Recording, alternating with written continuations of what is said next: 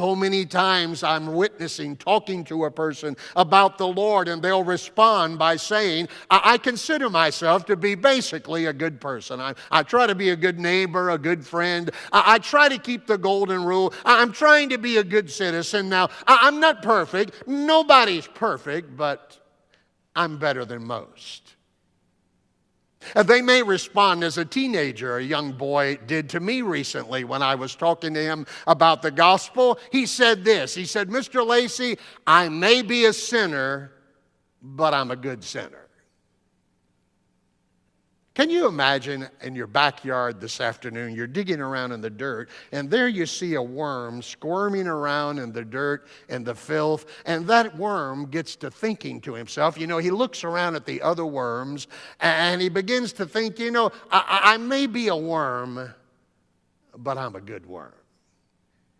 Compared to these other worms, I'm a better worm than they are.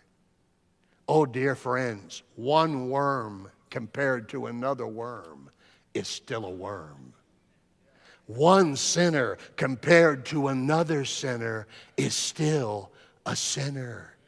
Are you saying that no one in and of themselves is good enough, moral enough, righteous enough to escape the judgment of God and enter into the presence of God in heaven? That's exactly what I'm saying. Because how good is good enough for God?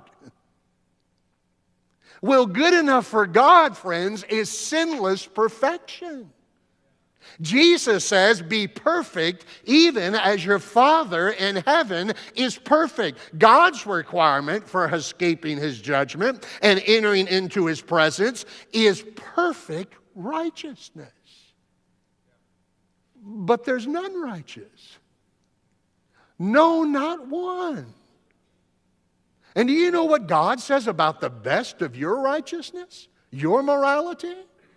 He says your righteousnesses are as filthy rags to a holy God. You see, dear friends, the best 30 minutes you have ever lived has enough sin in it to condemn you to hell forever. And no one will ever enjoy and experience eternal life until they first see their fallen character, until they first see that they are a lost, helpless, needy sinner in the presence of a holy God. Jesus confronts this young man, and he confronts us with the reality that we have a fallen character.